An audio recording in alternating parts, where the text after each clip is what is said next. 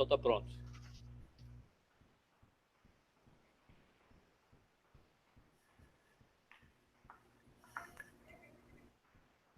Ok. Ok? Ok. Então, gente, muito boa noite. Boa noite, amigos do GEP, né, do Grupo de Estudos Espíritas Herculano Pires. Boa noite, Ademar. Boa noite, amigos espíritas que estão nos assistindo pelo Facebook.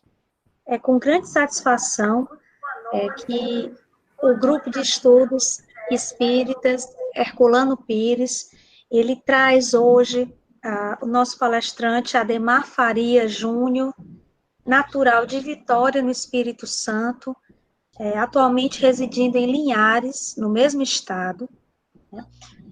Ademar Faria Júnior é dirigente do Núcleo Espírita Irmã Sheila, em Linhares, é expositor e escritor espírita, já com várias obras publicadas, como Mecanismo dos Sonhos, Algumas Contradições Bíblicas, Desvendando os Milagres, Sonhos, uma viagem no tempo, Estudando as contradições bíblicas. Ademar Faria Júnior também já fez várias palestras, inclusive no Congresso Internacional de Espiritismo na Espanha, em Portugal e em diversas cidades no Brasil. É professor de Física e Matemática, quiropraxista e acupunturista clínico. Seja muito bem-vindo, Ademar de Faria.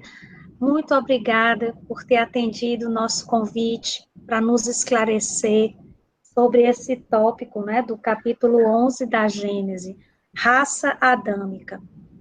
Nós, do Grupo de Estudos Espíritas Herculano Pires, temos a proposta de realizar estudos sistematizados com metodologia, seguindo a metodologia de Kardec, sobre as obras básicas, né, do Espiritismo e também sobre obras de autores que deram seguimento ao trabalho de Allan Kardec.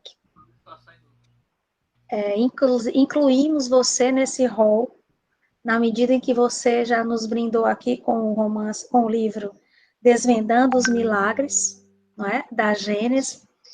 Então, queríamos, por fim, já feitos os agradecimentos e apresentações, pedir apenas que você fizesse a oração que nós sempre fazemos para introduzir os nossos estudos e, em seguida, nos brindasse com a sua palestra, o seu esclarecimento para nós a respeito do tema raça adâmica. Muito obrigada.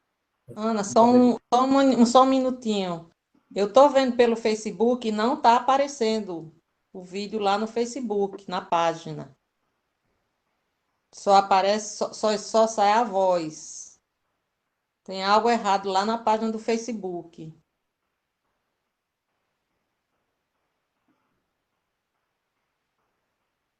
Eu acho assim, podemos começar, não é? Enquanto isso, o Luciano vai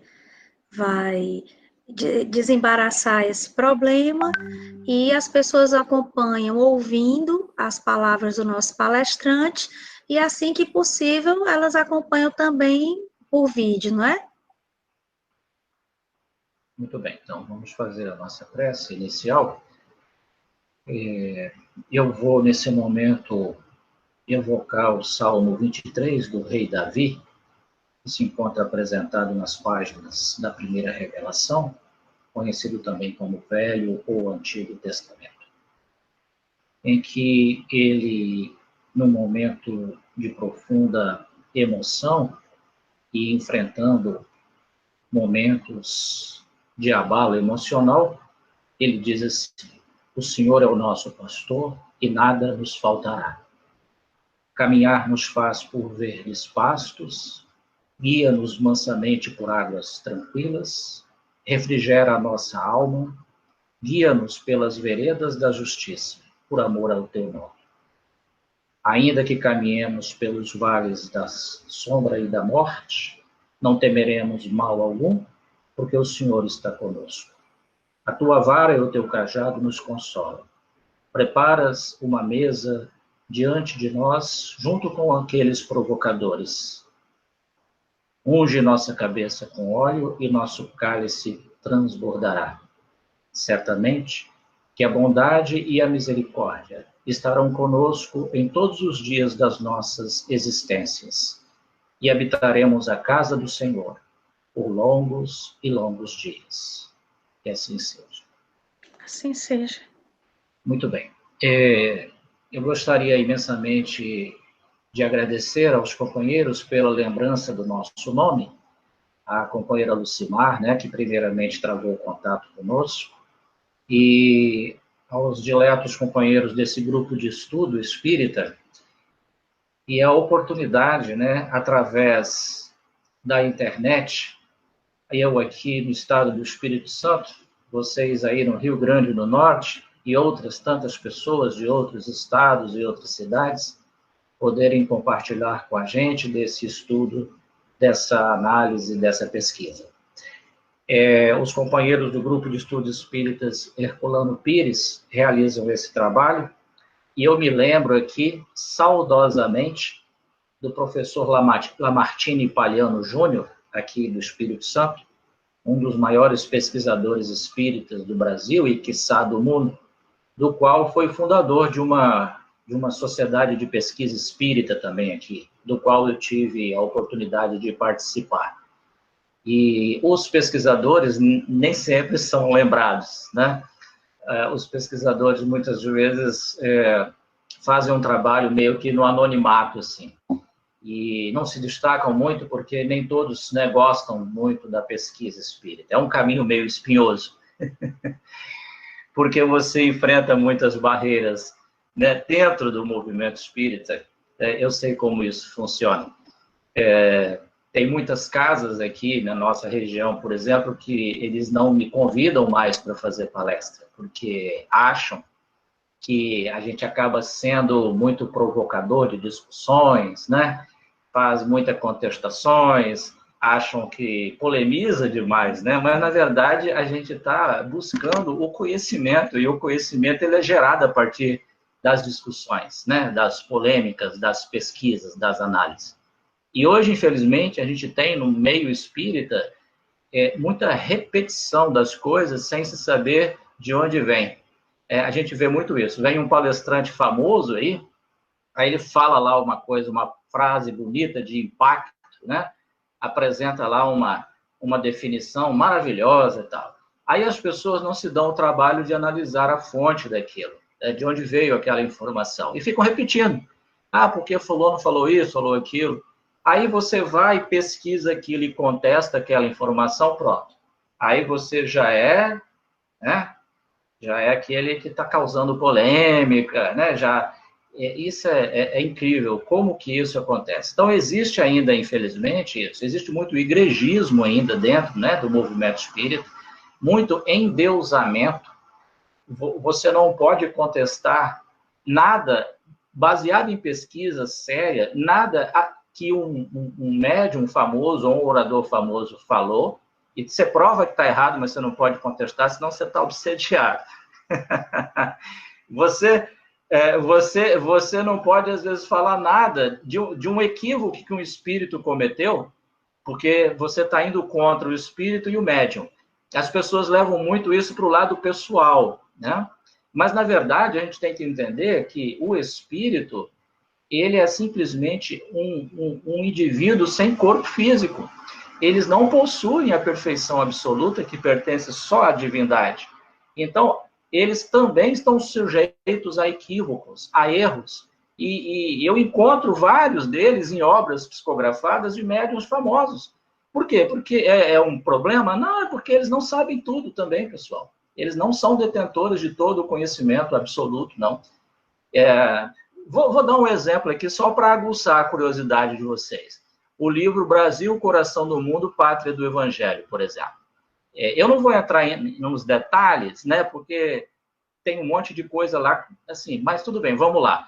Eu fico me perguntando por que Humberto de Campos não disse, por exemplo, que os chineses estiveram aqui no Brasil antes dos portugueses, dos espanhóis e dos holandeses. E é uma pesquisa seríssima. Hoje vocês podem pegar e comprem o livro 1421, o ano em que a China descobriu o mundo, um livro de pesquisa histórica mostrando a navegação que os chineses fizeram, estiveram aqui. Mas Humberto de Campos não fala nada no livro. É um livro poético e tal, mas ele falha no aspecto histórico, em outros aspectos também. Aí se a gente fala isso, as pessoas aí, tá vendo? Não pode contestar, não pode, porque você está indo contra o médium. Não, eu estou apresentando apenas o resultado de uma verificação histórica. Talvez Humberto de Campos nem soubesse disso, por isso não falou. É normal, ele não é o espírito perfeito. Assim como André Luiz não é, Emmanuel não é, nenhum deles, Joana de Ângeles não é, nenhum deles. Podem ser mais evoluídos que nós? Concordo, mas não possuem a perfeição absoluta. Estão sujeitos a equívocos também, estão sujeitos a erro. O problema é que as pessoas levam isso para o lado pessoal. Por exemplo, esse estudo que nós vamos ter hoje à noite é uma palestra que eu fiz há cerca de 5 anos atrás numa sociedade colatinense de estudos espíritas, aqui perto da minha cidade. Eles sempre nos convidam, eles sempre filmam e tal. Essa palestra, ela causou um problema sério. Eu sofri ameaças por causa dessa palestra. Se os senhores forem ver os comentários que tem lá no YouTube, vocês vão ficar horrorizados. Eles só não me chamaram de arroz doce porque não deu tempo, não deu espaço. Mas eles disseram, e a mesma coisa que eu falei nessa palestra, eu vou falar para os senhores hoje, os senhores vão reparar que eu não faço nenhum tipo de crítica a médium, nem a espírito, apenas eu apresento as coisas dentro de um contexto de pesquisa. Mas as pessoas são igrejistas no movimento espírita. Elas endeusam os espíritos, elas endeusam os médiums, esquecendo-se de que os médiums são pessoas normais e comuns, como todas as outras, e os espíritos apenas estão desprovidos de matéria. Ou melhor, desprovidos de corpo físico, né? Porque nós nem podemos desconsiderar, né, que o perispírito é constituído de uma matéria, porém quintessenciada, né? E não deixa de ser matéria. Tá lá, inclusive, no Livro dos Espíritos, né? Nós temos essa observação feita por Kardec. Quando ele pergunta assim, nós podemos dizer que o espírito é imaterial? Os espíritos falam, não, negativo. Incorpóreo, né? É o termo mais correto. Porque, em sendo alguma coisa, são feitos de matéria, porém, num estado mais quintessenciado, né? Mais sutilizado, certo? Então, vejam bem, pessoal, não tenho a pretensão aqui de esgotar o tema, até porque não sei tudo do assunto, é um assunto que ainda surgirão novidades, né? Eu sei que os senhores aí, com certeza, no estudo avançado que os senhores estão fazendo de agênese, sabem até muito mais do que eu. Eu apenas montei uma sequência que talvez seja uma sequência diferente, que pode ajudar, de alguma forma, o entendimento dessa questão. Mas eu fiquei até surpreso, Lucimar, porque o título dessa palestra minha é Os Exilados de Capela, Mito ou Realidade? Aí eu recebi o cartazinho, A Raça Adâmica e a Doutrina dos Anjos Decaídos. Eu falei, opa, mas vamos lá, vamos conversar sobre o assunto, ok? Bom, eu vou precisar sumir aqui um pouquinho, né, da visão de vocês, ou melhor, eu não estarei vendo os senhores, porque eu vou utilizar uns slides, tudo bem? E aí, com esses slides, a gente vai poder, através de uma representação, né, aprofundar um pouquinho nessa temática, tá certo? Para que a gente possa, então, continuar. Tudo bem? Vocês estão me ouvindo direitinho aí? Tá tudo certo? Tudo bem? Excelente. Maravilha. Então, eu vou... O Emerson, eu vou fazer aquilo que você me ensinou aquela hora, tá? Vamos lá. Uma janela. Ok. Espera aí, Emerson. Eu vou cancelar aqui, Emerson, porque não apareceu os slides para mim. Deixa eu ver aqui, só um minutinho, tá? Apresentação de slides. Do começo. Vamos ver agora.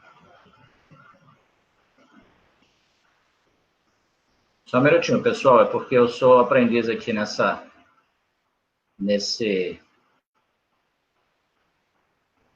recurso do Meeting. Eu já fiz umas palestras por outro. Vamos ver aqui.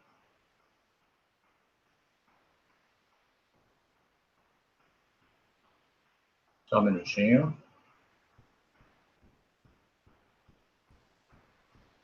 É a barra, Emerson, que está tendo dificuldade de aparecer aqui. Você já tinha aberto os slides? Já? Uhum. Agora, deixa eu ver se vai. Agora sim. Agora foi. Muito bem. Vamos aqui, então, ao nosso primeiro slide. Aqui nós temos esse slide com uma representação da constelação de Cocheiro, também conhecida como Cabra ou Auriga. Auriga, pessoal, em latim, significa cocheiro, né? Um condutor de um carro de guerra romano. Então, Auriga é a mesma coisa que cocheiro. Essa foto, né, e depois essa delimitação aí, ela foi conseguida no hemisfério norte, certo? Na região aí do Everest, né? Na cordilheira do Himalaia, que fica ali entre a China e o Nepal, né? Então, vejam que nós temos aí a capela, né, como a estrela alfa, é aquela estrela de maior luminosidade para essa constelação, a constelação de Cocheiro, que é a mesma coisa que Auriga, também conhecido como a constelação de Cabra, certo? Bom, vamos lá, então, na sequência. Bom, essa segunda transparência, né, segundo slide, nossa, eu estou na época da transparência ainda, pensa, esse segundo slide, ele fala um pouquinho, assim, filosoficamente, né, sobre a nossa condição no universo. Então, você e eu, né, estamos aqui na Terra entre 7 bilhões de pessoas, já quase 8 bilhões de pessoas no planeta. Em um planeta que está localizado entre 8 planetas. Eram 9, né? Mas Plutão, ele perdeu a categoria de planeta. Num sistema solar que está entre 100 bilhões de sistemas planetários. Em uma galáxia, né? A Via Láctea, que está entre 100 bilhões de galáxias. Então, a pergunta que nós fazemos é, afinal de contas, quem é você e quem sou eu, né, dentro dessa imensidão toda de possibilidades de existência de outros irmãos, outros seres, além daqueles que nós conhecemos aqui na Terra. Bom, vamos pegar a questão número 55 do Livro dos Espíritos. Livro dos Espíritos, aqui eu já posso considerar aqui como tanto da primeira quanto da segunda edição, né? Porque a primeira edição do Livro dos Espíritos foi 18 de abril de 1857, contendo na época, pessoal, esse é a título de curiosidade, eu não sei se alguém sabe dessa informação, né? Aqueles que sabem vão concordar. A primeira edição, pessoal, do Livro dos Espíritos, a 18 de abril de 1857, continha, à época, 501 perguntas feitas por Kardec, ok? Depois, a 20 de março de 1860, ela foi ampliada para 1.019 perguntas, ok? Então, é assim, algumas traduções trazem 1.018, outras trazem 1.019. Essa diferença, pessoal, está na questão de número 1011, porque na questão de número 1011 existe uma subpergunta A. Alguns tradutores consideraram a subpergunta A da questão 1011 como 1012, outros não, consideraram como uma subpergunta A. Por isso que tem tradução que tem 1018 e outras tem 1019, certo? Então, como é a questão 55, essa está presente tanto na primeira edição quanto na segunda edição do Livro dos Espíritos. Quando Kardec se dirige aos espíritos com a seguinte indagação: são habitados todos os globos que se movem no espaço? A resposta que eles deram é categórica: sim. E o homem terreno está longe de ser, como supõe, o primeiro em inteligência, em bondade e em perfeição. Entretanto, há homens que se têm por espíritos muito fortes e que imaginam pertencer a este pequenino globo o privilégio de conter seres racionais, orgulho e vaidade.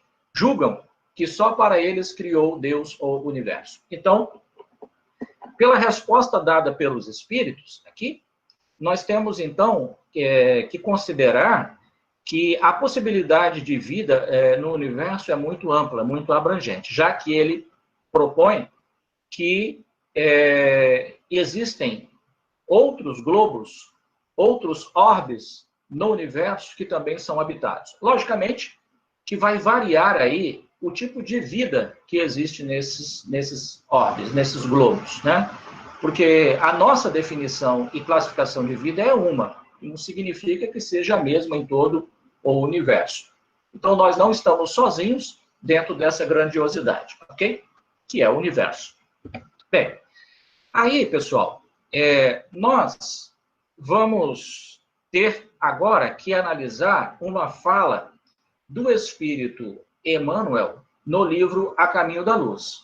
O livro A Caminho da Luz é uma obra, um livro fantástico, pessoal. Ele fala realmente assim, né, da gênese planetária, ele traça informações, né, ele traz informações muito curiosas, muito requintadas a respeito do surgimento da vida e muita coisa. É um livro incrível.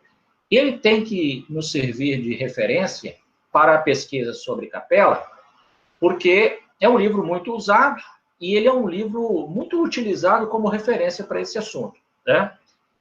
Existe o livro Os Exilados de Capela, do comandante Edgar Armond, que também é um livro fantástico e serve de referência para muitas pesquisas. Então, vejam bem o que o Emmanuel diz. Em A Caminho da Luz, lê-se. Então, abre aspas. Há muitos milênios, um dos orbes da capela, que guarda muitas afinidades com o globo terrestre, atingira a culminância de um dos seus extraordinários ciclos evolutivos. Bom, o que nós temos aqui nessa fala do Emmanuel através do Chico Xavier?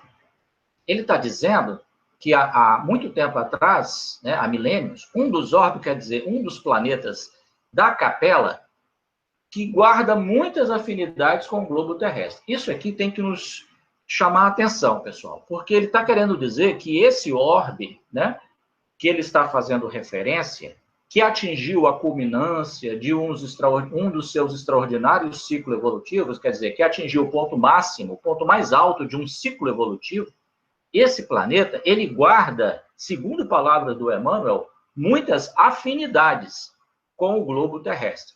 Então, essas afinidades com o globo terrestre nos levam a crer que trata-se de um mundo material, né, com semelhanças à Terra, com coisas afins entre o globo terrestre e esse orbe lá de capela do qual ele está fazendo referência, ok? Muito bem. As lutas finais de um longo aperfeiçoamento estavam delineadas, como ora acontece convosco, fazendo referência a nós aqui na Terra. Isso à época que esse livro foi editado, né? Ou melhor, que ele foi ditado através do Chico, relativamente às transições esperadas no século XX, neste crepúsculo de civilização. Então, quer dizer, já no final, né, desse processo, dessas transições, e agora já estamos no século XXI, ele traça um paralelo, dizendo que, né, as lutas finais de um longo aperfeiçoamento já estavam delineadas lá para aquele planeta lá.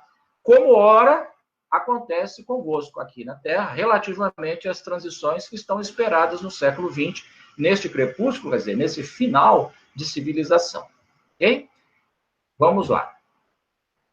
Bom, voltando aqui um pouquinho. Nós gostaríamos de chamar a atenção para o seguinte. A gente vê muita palestra sobre capela nas casas espíritas. A gente vê muitos vídeos sobre capela. O que me chamou a atenção é que quando a gente fala de capela nas casas espíritas, no modo geral, as pessoas imaginam se tratar de um planeta. Né? Quando você fala, os exilados capelinos, né? Espíritos que já não mais podiam viver naquele planeta, naquele mundo, tiveram que ser transportados, transferidos, né, foram degradados aqui para a Terra porque eles estavam atrapalhando a evolução daquele mundo. Normalmente, a gente vê as pessoas falando isso e repetem isso assim. E, na verdade, o primeiro choque que elas tomam quando a gente começa a fazer esse tipo de apresentação de pesquisa é mostrar para elas que Capela não é um mundo, Capela não é um planeta. Aí as pessoas, é o quê? É uma estrela? É um sol? Não, também. São quatro sóis. Aí as pessoas, nossa, não é um mundo? Não. Não é um sol, uma estrela, não. São quatro estrelas. E aí, então, a gente começa a perceber que muda um pouco a análise dessa questão. E aí vamos, então, falar um pouquinho mais detalhado sobre Capela. Vamos lá. Emerson, você me dá um feedback do som aí, querida? É porque como eu não estou vendo vocês, eu não sei se vocês estão me ouvindo bem ou não. Como é que está aí? Tá perfeito, viu, Ademar? Sem Bem? problema algum, exatamente. Tá muito bom. É porque eu não estou conseguindo vê-los, né? Então eu não estou vendo a reação facial de vocês. Não, se houver qualquer coisa, se o som parar, pode deixar que eu aviso. Se Emerson não avisar antes, eu aviso. Tá bom, então. Obrigado. Então, vamos lá. Nesse slide, a gente vai falar um pouquinho. Olha sobre a capela. Eu usei duas grafias, pessoal. Capela, aí entre parênteses, ou capela com 2 L's. Para poder diferenciar, alguns pesquisadores, alguns estudiosos, preferem usar capela com 2 L's, porque a capela com um L só faz referência a uma igreja pequenininha, né? Uma capela, certo? Uma igreja pequena. Então, muitos optam pela escrita com 2 L's. Então, ela é a estrela alfa da constelação do Cocheiro. Cocheiro, que é a mesma coisa que Auriga, né? O condutor, certo? É a estrela alfa, que é aquela que tem maior brilho. Então, situa-se a 42 anos-luz de distância da Terra. Então, o que significa isso? Significa que a luz, viajando no espaço, né, a velocidade da luz é de 300 mil quilômetros por segundo. Ela viajando a 300 mil quilômetros por segundo, a luz gastaria 42 anos para chegar lá em Capela. Saindo da Terra, em direção à Capela, gastaria 42 anos a luz, a uma velocidade de 300 mil quilômetros por segundo. Então, é bem distante, né? E é a estrela mais brilhante de sua constelação, Capela.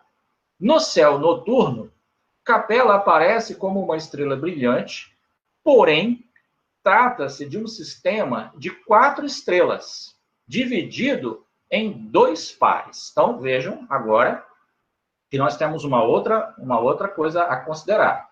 O sistema é um sistema de 4 estrelas, 4 sóis, em 2 pares. Tá? É uma constituição bastante interessante. Tá? No universo, a constituição em pares, né, de estrelas é muito comum. 3 também, mas 4 já é uma composição bem diferenciada, okay? Que é o caso da condição de Capela. Tá? Vamos lá. Então, vamos lá. O primeiro par de Capela é constituído por 2 estrelas gigantes. Tá? Astronomicamente falando, ou astrofisicamente falando, a gente considera uma estrela gigante quando o raio dela chega, no mínimo 10 vezes maior do que o raio do nosso Sol. Ok? Só para a gente ter uma referência. Então, o primeiro par de Capela é constituído por 2 estrelas gigantes. Significa que essas 2 estrelas, elas têm, no mínimo, 10 vezes mais o raio do nosso Sol aqui. Ok? Uma dessas estrelas tem um diâmetro, quer dizer, a distância, né, que vai de uma extremidade à outra, passando pelo centro, né, um diâmetro de cerca de 12 vezes o diâmetro do Sol. E a massa de cerca de 2,7 vezes a massa solar. Então, vejam que uma delas é 12 vezes o diâmetro do nosso Sol. A cerca de 100 milhões de quilômetros dela, né, dessa estrela, está a outra estrela deste par. Trata-se de uma estrela com cerca de 9 vezes o diâmetro do Sol e a massa de 2,6 vezes a massa solar. Então, vejam que são duas estrelas, né, dois sóis realmente gigantescos que fazem essa primeira dupla, né, esse primeiro par, nessa estrutura ali que forma a capela. Muito bem. Há cerca de 10 mil UA, pessoal, é uma unidade astronômica, ok?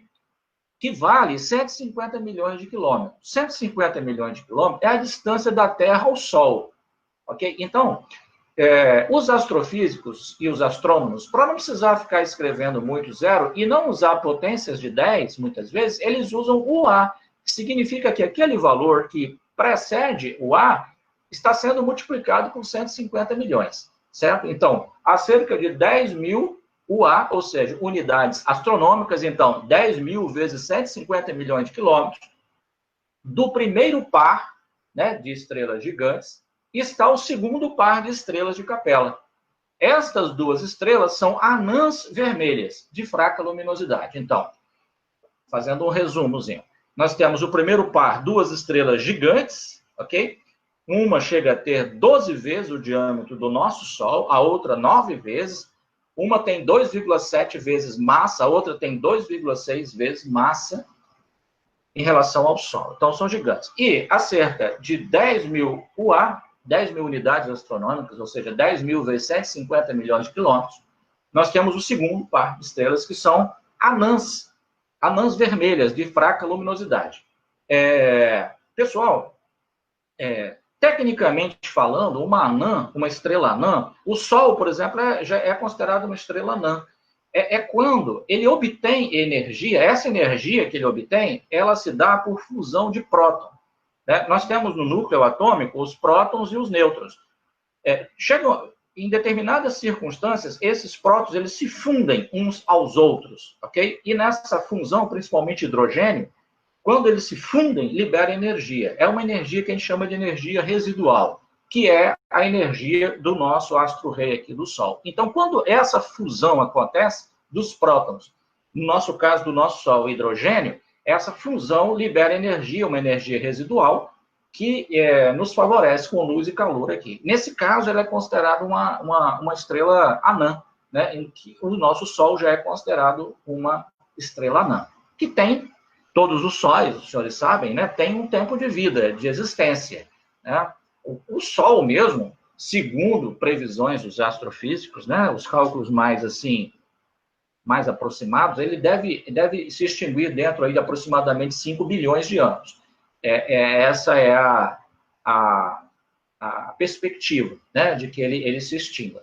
Se isso acontecer, até isso acontecer, pelo processo da evolução das espécies, né, nós não estaremos mais aqui, o planeta Terra já não terá mais vida fisiológica, mais vida orgânica, né, porque sem o Sol não tem como ter. Então, nós já estaremos num outro padrão vibracional que não é mais esse padrão vibratório que nós temos na atualidade, né? Essa constituição fisiológica. Ademar, com licença, está cortando só um pouquinho, a partir do momento que um pouquinho antes de você falar sobre a implicação entre os anos-luz e a extinção do nosso Sol, certo? Aí é só se você pudesse repetir só esse trechinho, porque deu uma cortadinha, talvez tenha cortado o pessoal do Facebook também. Deve ser coisa da internet, né? Às vezes oscila um pouquinho o sinal. Então, o que eu estava dizendo para os senhores é que o nosso Sol, ele obtém energia, a energia residual dele é obtida através da fusão de prótons. Dentro da estrutura do núcleo atômico, né, do hidrogênio, tem os prótons e os nêutrons. Os prótons se fundem, liberando uma grande quantidade de energia, que é o que alimenta, né, o planeta Terra com essa energia solar. Por isso, o Sol ele é considerado já uma estrela anã, porque ele obtém energia, sim, da fusão de prótons. Okay? E existe uma previsibilidade de extinção dos sóis, das estrelas, né, desses astros. Eles têm um tempo de vida, porque ele não consegue ter condição de se manter por toda a eternidade. Então, segundo os cálculos da astrofísica, né, o nosso Sol deve se extinguir daqui aproximadamente 5 bilhões de anos, aproximadamente, ele deve se extinguir. Aí o que eu considero é que até lá, dentro do processo evolutivo, né, do qual nós nos encontramos, nós não teremos mais vida física na Terra, né? A vida fisiologicamente conforme conhecemos, né? Porque nós precisamos do Sol. Como ele vai se extinguir, então até lá nós já estaremos num outro patamar. É bem possível que já estaremos na nossa condição mais espiritualizada, né? Menos densos, né? Numa vibração mais sutil, com o nosso corpo espiritual na sua condição realmente mais ampla, mais normalizada, digamos assim, sem necessidade de uma indumentária física, porque nós não teremos condições de ter vida fisiológica, né, da forma como nós conhecemos, por conta da extinção do nosso Sol, certo? Bom, vamos então para o próximo slide. Deixa eu ver se vai dar para já... Essa para aí. Sim, aí nós temos aí uma foto, essa foto ela foi tirada pelo Hubble, né? O fantástico telescópio espacial, ok? Aí nós temos a foto de Capela. Aí é Capela, tá vendo? 2 pares, né? 2 pares de estrelas, de sóis. Aí, vendo de longe, igual nós estamos a 42 anos-luz de distância, a gente vê um brilho só. Esse brilho só é a conjugação dos brilhos dessas 4 estrelas que aí estão, né? 2 pares de estrelas gigantes e 2 pares de estrelas anãs. Mas a gente não consegue ver assim separado, a gente vê um brilho só. Por isso que ela aparece como a estrela alfa, né? Mas na verdade são 4 estrelas que tem ali. Certo, pessoal? Muito bem. Vamos então adiante. O que me chamou a atenção? Deixa eu voltar aqui um pouquinho. Nessa pesquisa, pessoal, é aí que entrou a questão polêmica da palestra, como eu falei para vocês. O pessoal achou que eu estava fazendo um questionamento em relação ao Emmanuel, ao Chico Xavier. Não, pessoal, nada disso. Olha só o que está nessa palestra que eu falei, que está gravada e que as pessoas levaram para o lado pessoal. Eu disse o seguinte, pessoal, vejam, numa situação dessa, ok, com um conjunto de 4 estrelas, e nós temos 2 pares, certo? As leis da física, as leis da astrofísica, a lei da gravitação universal, elas encontram dificuldade em se afirmar que existe aí um planeta ou planetas que tenham afinidade com o planeta Terra. Eu estou querendo dizer para vocês que agora, na atualidade, nesse presente momento aqui, não tem como afirmar que ali possa ter existido ou exista ali, na constelação de Capela, ali, okay, no sistema de Capela, melhor dizendo, nesse sistema, um planeta material, um planeta com uma estrutura que tem afinidade com o planeta Terra. Os senhores estão me entendendo o que eu estou querendo dizer? Por quê? As pessoas me questionam dizendo assim, mas não pode ter ali um planeta espiritual?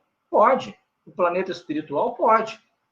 O planeta espiritual ele não está regido pelas leis da matéria, ok? Então, ele não sofre influência das forças gravitacionais desse sistema de 4 estrelas. O planeta espiritual pode existir. Os senhores, quando fizeram estudo aí com o professor de física, né? E ele, inclusive, adentrou pelo campo da física quântica, ele explicou para vocês que no mundo quântico, no mundo das partículas subatômicas, as leis que regulam o comportamento dessas partículas é completamente diferente das leis que regulam o comportamento aqui do mundo macrocósmico. As leis que regem aqui não funcionam no mundo subatômico. Então, no mundo espiritual, as leis que regem lá, as coisas, elas são diferentes das leis que regem as coisas aqui no campo da matéria, onde nós estamos.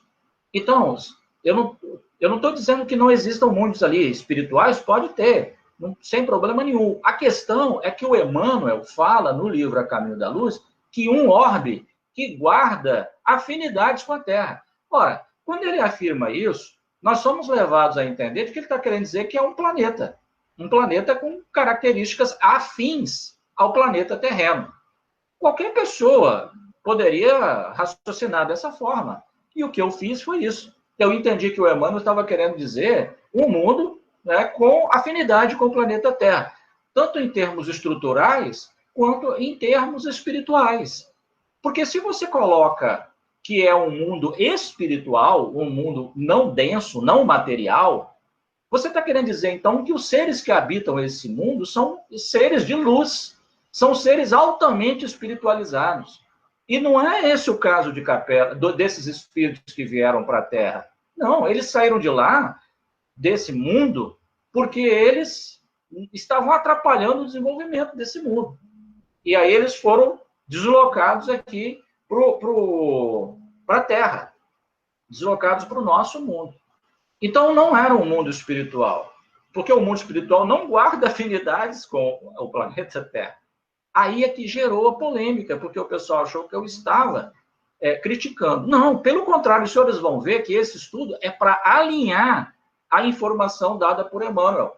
O Emmanuel, ele não errou na informação, ele apenas utilizou de um recurso para que nós pudéssemos entender do que ele estava falando.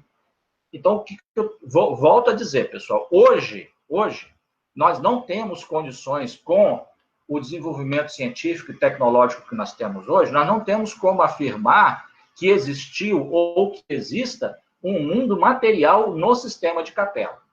Ok? Porque a condição gravitacional, as forças gravitacionais, não conseguem manter ali uma estrutura física de um planeta que guarde afinidades com o planeta Terra.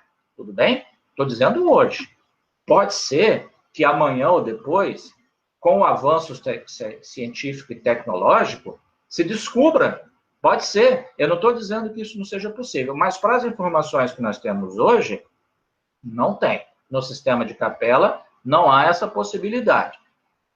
Me mandaram vários vídeos, links de estudos, e todos eu pesquisei. E vi que em todos eles aventam a possibilidade da existência de um mundo espiritual. Ah, tá bom, mundo espiritual, volto a dizer, pode existir em qualquer lugar. Eles não estão sujeitos à ação das leis da natureza que regem os mundos físicos, pessoal. Então, ele pode estar ali pertinho, ele não vai sofrer influência da força gravitacional, de nada. Ele está sendo regido por outras leis, entendeu? E esse mundo espiritual, ele não é afim, ele não guarda afinidades com o planeta Terra. Para guardar afinidades com o planeta Terra, tem que ser um mundo material e que o nível evolutivo dos seus seres possa ser ou um pouco inferior ou um pouco superior, porque senão nem afinidade vai guardar, certo? Se ele estiver muito evoluído, com seres altamente espiritualizados, né? Que afinidade que estabelece com a Terra? Nenhuma. Então, nós temos que encaixar a fala do Emmanuel dentro de uma realidade. E aí nós fomos investigar para entender por que o Emmanuel disse isso. Então, vamos lá. Vamos aqui a esses slides. Olha bem, na mitologia grega, esta constelação, a constelação, né, ali de Auriga, representava Melissa e Almateia, filhas do rei de Creta, né? Uma da ilha mais populosa, né, da Grécia, ali no Mar Egeu, né? Que teriam amamentado o pequeno Zeus com leite de cabra. Então, o Zeus, né, o chefe dos deuses, né, o deus máximo do Olimpo, dentro da mitologia, né, do panteão grego. É por isso que as cartografias celestes medievais representam Auriga como um jovem, né, que é o cocheiro ali, com uma cabritinha nos ombros e duas crianças em seu braço esquerdo. Então, vejam bem como eram as cartografias celestes no período medieval. Então, na Idade Média, do 5º século até o 15º século, né? 5º século, queda do Império Romano do Ocidente. 15º século, queda da cidade de Constantinopla, na mão dos turcos otomanos.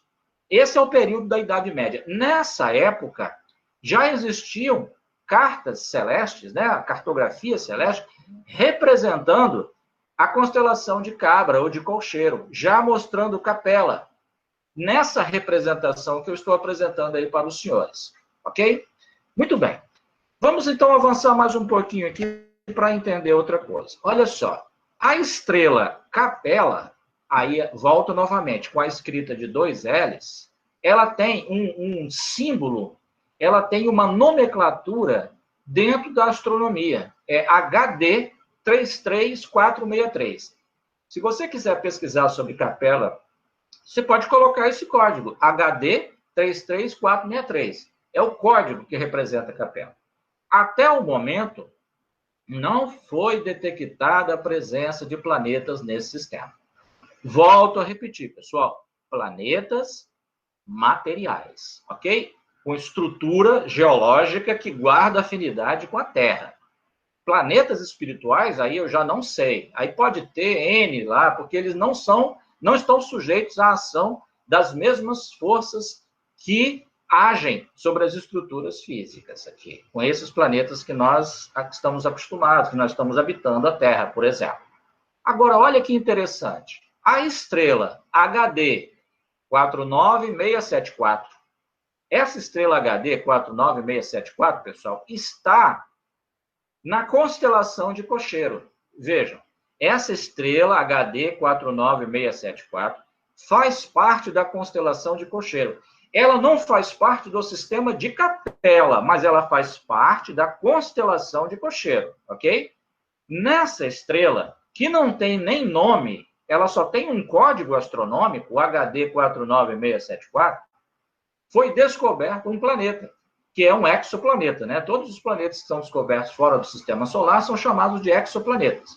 No ano de 2002, esse planeta, ele está a 133 anos-luz da Terra. Ou seja, a luz viajando no espaço, partindo da Terra, a velocidade de 300 mil quilômetros por segundo, gastaria 133 anos para chegar nesse planeta. Aí é que vem a amarração que eu quero fazer com os senhores. Estou sujeito, logicamente, a análise, a críticas e a complementações, eu acho bonito isso. É o seguinte, vejam, esse planeta que encontraram lá, perto dessa estrela HD 49674, não tem nome até hoje. Ele só tem um código astronômico, certo?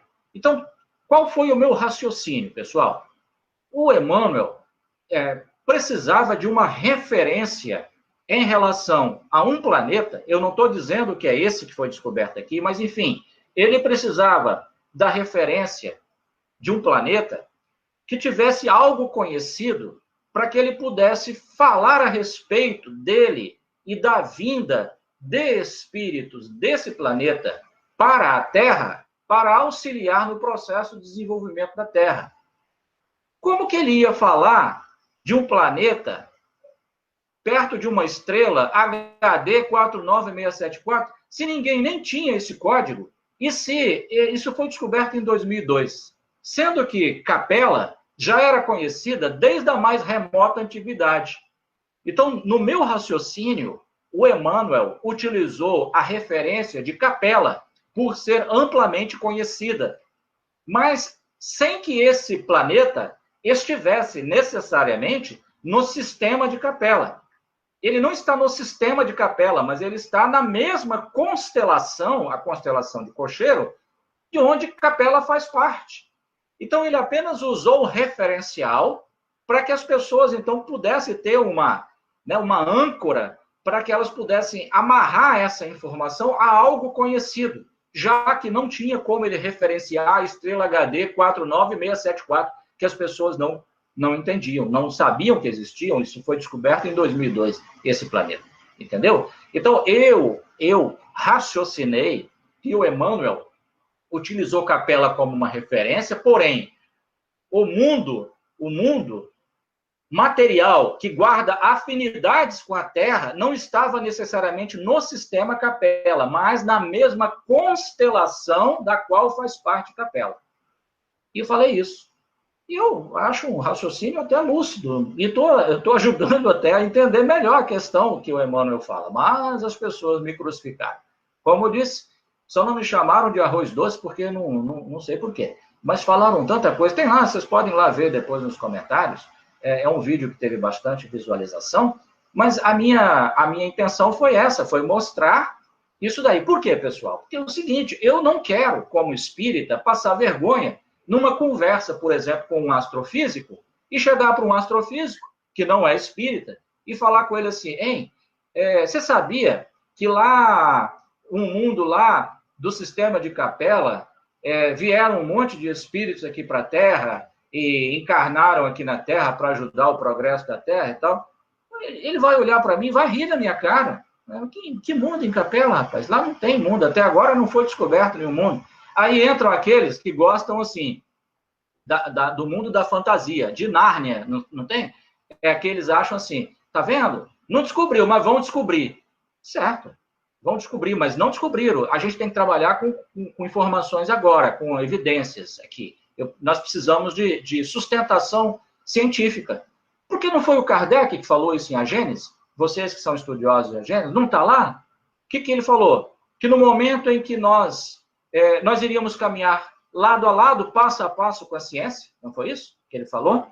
Nós não iríamos nos deter aonde a ciência para, nós continuaríamos, certo? E o dia que a ciência nos provar que estamos errados em um ponto, a gente abandona aquele ponto e fica com as conclusões da ciência. Não foi isso que ele disse? Pois bem, nós temos que andar lado a lado com a ciência. E aqui, nesse momento, a ciência está dizendo que não. Então, se ela está dizendo, não sou eu que vou dizer o contrário, porque eu não tenho como provar o contrário. Mas eu tenho uma outra forma de interpretar os fatos, utilizando esse recurso, de que talvez ele tenha usado Capela como uma referência. Sendo que esse mundo de onde vieram esses espíritos não pertence ao sistema capelino, mas pertence à mesma constelação da qual Capela faz parte.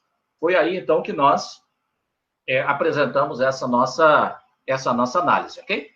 Bom, vamos prosseguir. Querida Ana, está chegando bem aí o som? Está tudo certo? O som está excelente e a palestra está mais do que excelente. Então tá bom. Posso continuar, né? Perfeito.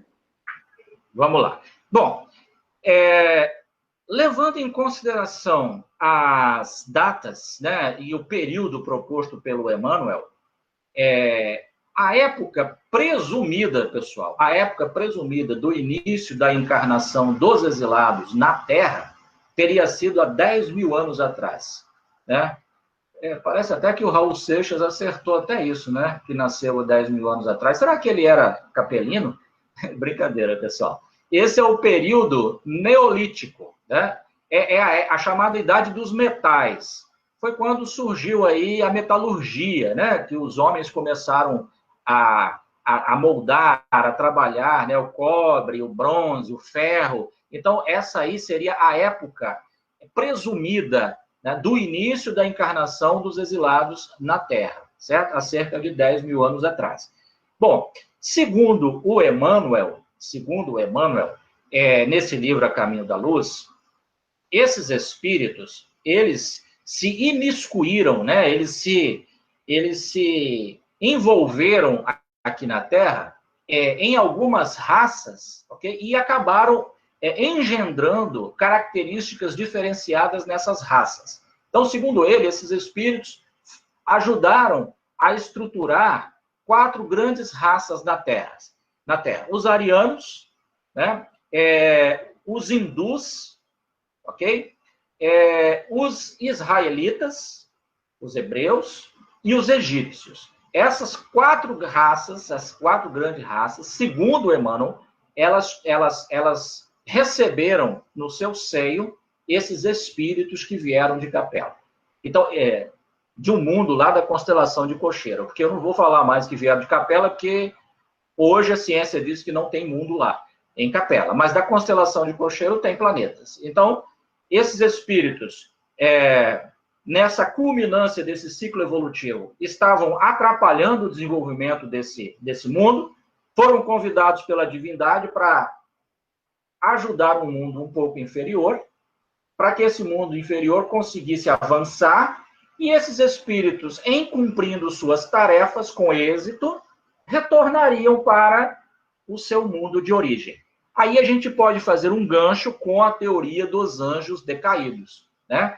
seriam espíritos que perderam a sua condição num mundo que estava avançando para uma fase evolutiva melhor, e eles então perdem a ideia do paraíso perdido, ou seja, perdem a oportunidade de continuar nesse mundo, nesse paraíso, entre aspas, né? Nesse mundo melhor, mais evoluído, e eles são degradados para o mundo inferior, que seria o planeta Terra. Então, a perda, né? A perda do paraíso, a teoria dos anjos decaídos, né? Espíritos que decaíram na sua condição e vieram para o mundo mais atrasado para que eles pudessem aqui ajudar a raça terrena com seus conhecimentos, com intelecto, com informações um pouco mais avançadas em relação àqueles seres que estavam aqui, aqueles espíritos que estavam aqui habitando o planeta. Então, geograficamente,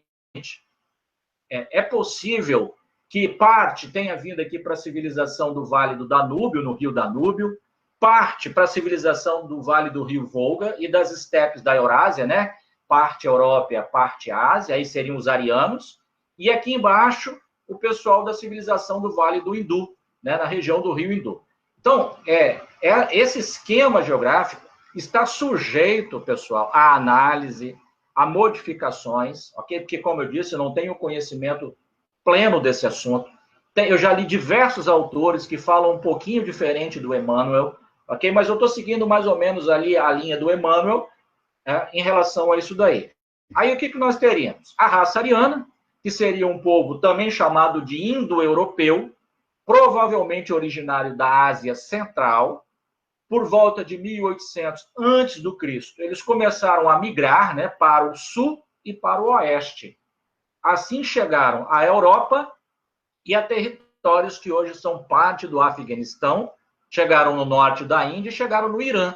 Inclusive, né, Irã significa terra dos arianos, em persa antigo. Né? No persa antigo, Irã significa terra dos arianos. Então, essa aí seria mais ou menos o movimento realizado, né, por essa raça, a raça ariana. A civilização indiana, por volta de 1500 a.C., os arianos, povo de origem indo-europeia, invadiram o vale do rio Hindu e conseguiram subjugar os marajás, que eram príncipes indianos. A mistura dos drávidas, que eram os antigos habitantes da Índia, com os arianos, deu origem à antiga civilização indiana. Ao longo da sua história, a Índia caracterizou-se pela variedade de religiões praticadas em seu território.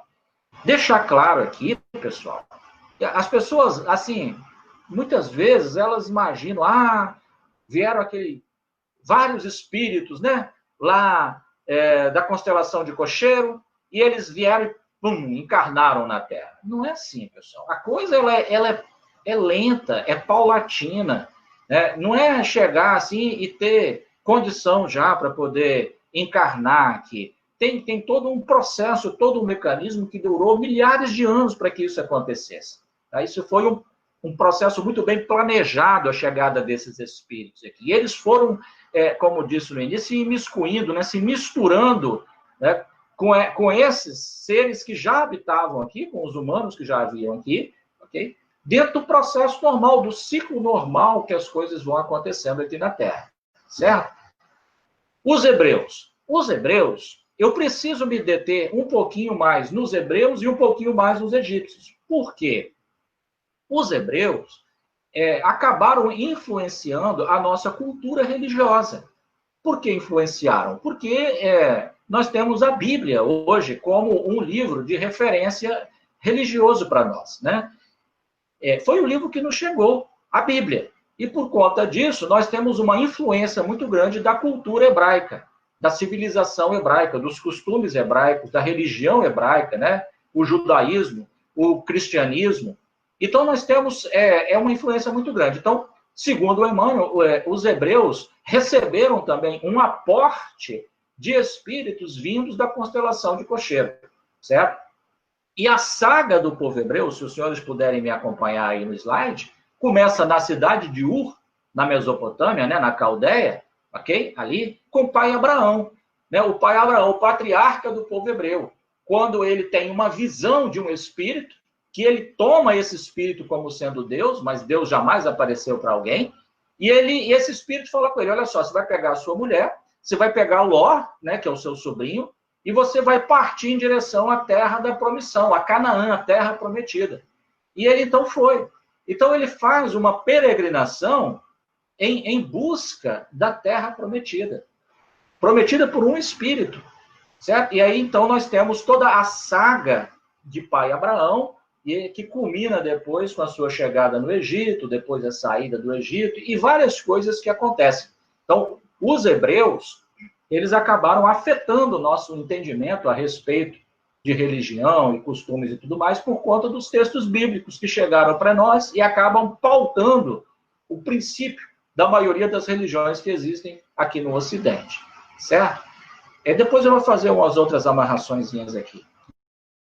E depois, pegando esses textos, olha só que interessante, um livro de Isaías, por exemplo, o profeta Isaías, né? Lá na primeira revelação.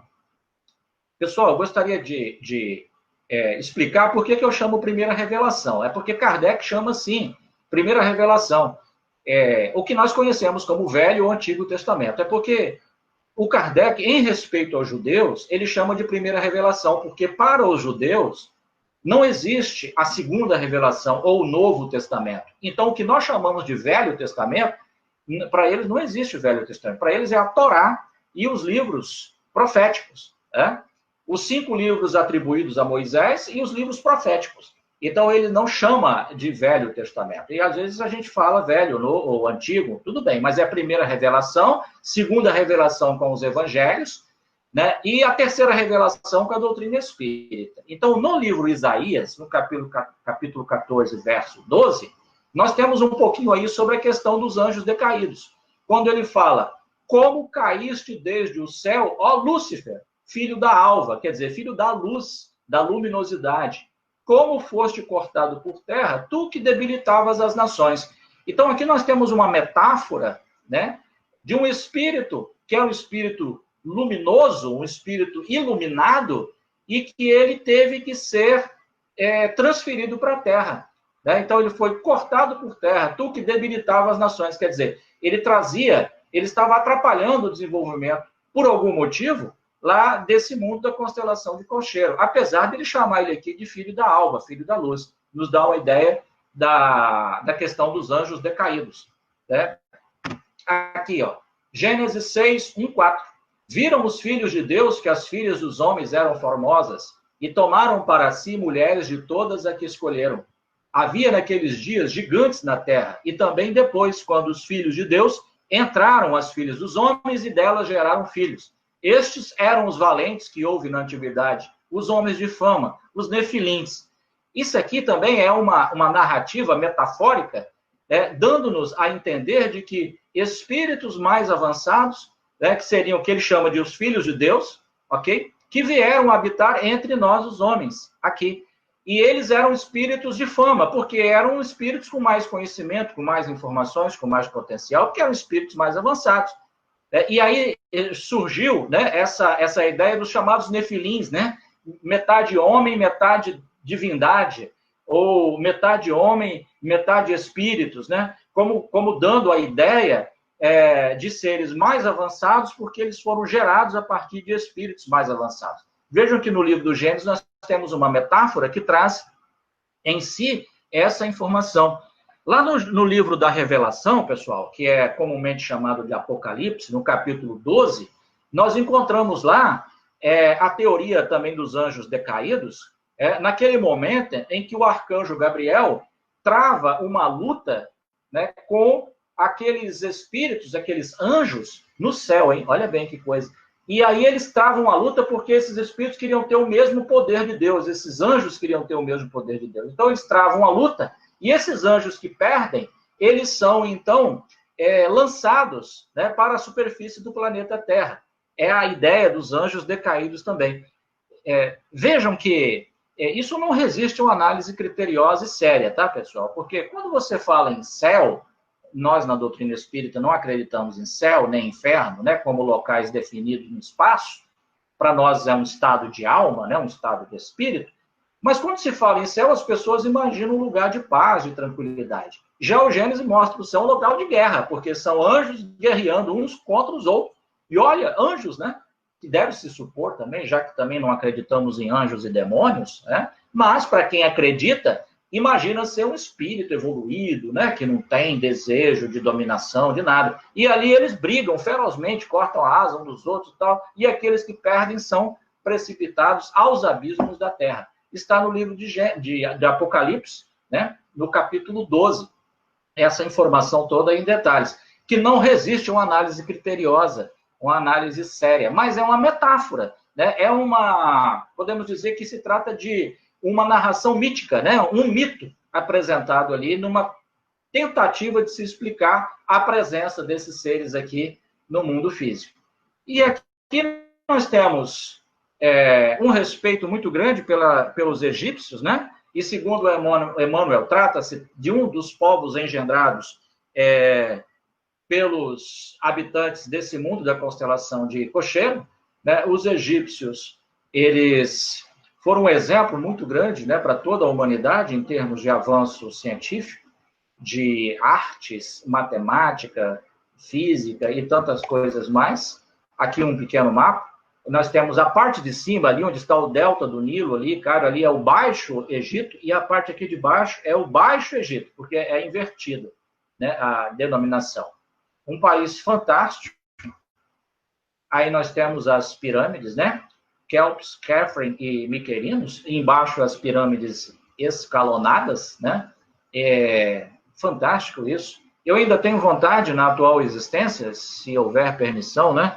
Eu tenho vontade de conhecer fisicamente esse lugar, porque realmente me atrai muito, me chama muita atenção, um lugar muito interessante, e a construção das pirâmides, né? Todo o cálculo que envolve, toda a estrutura, né? Todo o significado matemático que existe é realmente fantástico, né? Digno, uma obra digna realmente de espíritos mais avançados. Aqui apenas mostrando um pouquinho de um local, né, no Egito, assim, um desenho. Era um povo avançado, muito avançado para a época. Eles tinham um sistema de esgoto, não tão avançado quanto o nosso, um pouco rudimentar, mas tinha uma estrutura muito, muito avançada, né, para os padrões da época. E aí eu gostaria, inclusive, aproveitando essa oportunidade,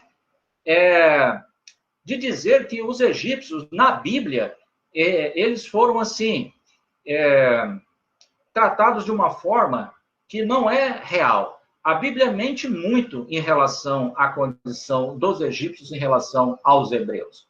Ela mente. A Bíblia é cheia de mentiras. A Bíblia tem muitas contradições. Eu tenho 2 livros sobre contradições da Bíblia, e ela tem, assim, contradições terríveis. Essa questão dos egípcios e dos hebreus mesmo é uma delas. Né? Porque quando a gente assiste esses filmes aí que o pessoal mostra, né? Mostra sempre os hebreus, escravos, sofrendo na mão dos egípcios, aquela coisa toda. Pois bem, a história não é bem essa. Os egípcios não, eles não compravam, não saíam comprando escravos, nem aprisionando os povos semitas, né? Os povos íxeos, os povos do deserto, para trazê-los e trabalharem como escravos. Não. Eram trabalhadores que iam para o Egito. Tanto é que nós tivemos 2 situações na Bíblia em que os hebreus foram parar no Egito. A primeira foi com José, que foi vendido a uma caravana de ismaelitas e foi parar no Egito.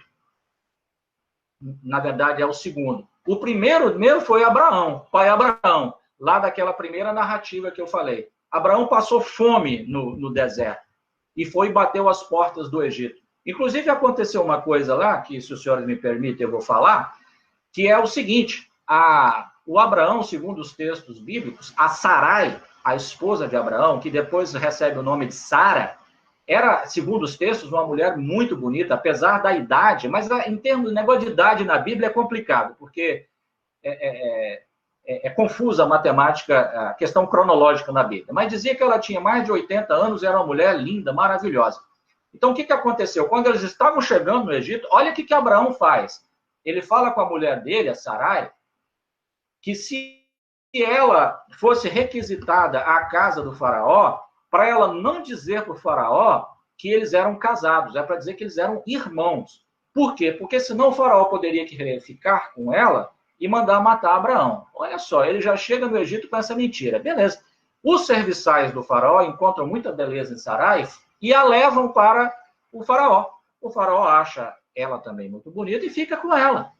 Aí a Bíblia diz, olha só, que coisa doida, que Deus manda uma praga sobre a casa de Faraó porque ele havia ficado com a mulher de Abraão. Aí o faraó falou, mas espera aí, ela é mulher de Abraão? Mas eles falaram que são irmãos. Vejam só. Aí o que o faraó faz? O faraó dá um rebanho, dá comida, dá escravos, ou melhor, dá trabalhadores hebreus que tinha lá, os povos semitas que existiam lá, para irem com ele pelo deserto. Eram trabalhadores semitas. E foi, inclusive, uma delas chamava-se Agar. Mas a Bíblia coloca como escravo, mas não eram escravos, porque no Egito não tinha cerca, não tinha muro. Era um país aberto, você podia entrar e sair se você quisesse, não era obrigado a ficar lá, não. Mas ninguém queria sair do Egito, pessoal. Ninguém queria, porque era um país que tinha um grande avanço em relação aos demais. Então, eles preferiam ficar lá, trabalhavam e ficavam lá no Egito. Aí eles saem. Agora, vejam só que coisa louca. Deus manda praga sobre a casa do faraó, sendo que quem fez a mentira foi o pai Abraão, que mentiu dizendo que eles eram irmãos. Se fosse Deus mesmo envolvido nessa história, na hora que Abraão fosse criar a mentira, o Deus já teria chamado a atenção dele ali na hora, mas ele não fez isso. Então, é uma mentira criada por pai Abraão e envolveram Deus nessa história, né? E o interessante, pessoal, é que, eu não sei se vocês sabem, mas Sarai, segundo os textos bíblicos, ela não era uma mulher fértil. E aí, eles estavam preocupados com relação aos descendentes de Abraão. Aí, o que Abraão faz? Abraão vai e fica com a Agar, que foi presente do faraó. Fica com a Agar e engravida Agar. Aí, o que acontece? Ela dá à luz uma criança, e põe o nome dessa criança de Ismael. Ismael, hein? Olhe bem, pessoal. Aí, nisso, Sarai engravida também, né? Aí, ela engravidou, perdeu, né, a condição de infertilidade dela, e ela engravida, não se sabe muito bem como isso aconteceu, mas enfim. E ela, então, dá à luz uma criança, a Isaac, né? Aí, o que nós temos aí nessa situação? Ela, então, obriga que Abraão mande Agar com Ismael embora para morrerem no deserto. Eles são banidos do acampamento. Só que aparecem os espíritos e cuidam de Agar e do menino, Ismael. Então, vou explicar para vocês que esse menino deu origem ao povo árabe, né? E Isaac deu origem ao povo hebreu, né? Continuou a sequência, né, genealógica do povo hebreu. Entenderam por que tem essa briga até hoje lá? Por que árabe detesta judeu? É uma briga de família, por conta desse acontecimento aí, nessa época. Então, a gente percebe que a segunda vez que eles batem a porta do Egito foi com José do Egito. Os ismaelitas levam José do Egito para o Egito. Chegando lá, ele, então, se torna, com o passar do tempo, né, ele se torna o primeiro-ministro lá. Né? Tanto é que aquele livro do conde J.W. Rochester, o chanceler de ferro, psicografado pela médium russa Vera Kriajinovskaya, ele fala todos os detalhes da atuação de José do Egito quando ele foi primeiro-ministro, ele foi chanceler, né, o chanceler de ferro do Egito. Então, esses povos, pessoal, eu dei aí fugi um pouquinho do rumo aí central do estudo, mas só para a gente situar que os egípcios receberam aí essa pecha, né? Infelizmente, por conta dos textos bíblicos, mas não é verdade o que a Bíblia fala dos egípcios nesse aspecto. Esses povos, então, eles tiveram em seu seio a presença desses espíritos, né, para alavancar o processo de evolução do planeta. Aí surgiu a teoria das raças adâmicas, ou a raça adâmica, onde nós analisamos que Adão não seria um homem, ou o primeiro homem, né? Ele seria o representante de uma raça, como uma outra raça qualquer, uma raça hebraica, né, hindu ou ariano, então teria a raça adâmica. E essa raça adâmica representada por Adão, apresentado nos textos bíblicos, ele seria o representante dessa raça, e seria também uma raça formada a partir de espíritos que vieram da constelação de Cocheiro. Apesar de não termos, assim, muitas informações científicas e técnicas sobre essa questão, mas seguindo uma linha de informação espiritual, é mais ou menos esse o caminho, essa a trajetória. Já que a gente sabe que Adão e Eva não foram os primeiros, nem os únicos habitantes do planeta Terra, e foram apenas representantes, realmente, né, de uma raça que ficou conhecido como raça adâmica. Então, pessoal, encerrando aqui a minha fala, a minha intenção, né, o meu interesse ao fazer essa pesquisa foi alinhar essa informação do Emmanuel. Agora, não tem como, no momento, afirmar, portanto, que um planeta que guarda afinidades com a Terra existiu ou existe ali no sistema de Capela, mas na constelação de Cocheiro, como foi encontrado aí em 2002. Então, se esses espíritos vieram de um planeta, sim, com essa característica, e não de um mundo espiritual, o que aí denotaria um mundo de seres realmente muito evoluídos espiritualmente. E isso não guarda afinidade com o planeta Terra. Então, Ana, eu passo para você a palavra. Essa era a minha contribuição. Se alguém quiser fazer alguma análise, alguma pergunta, estamos a inteiro dispor.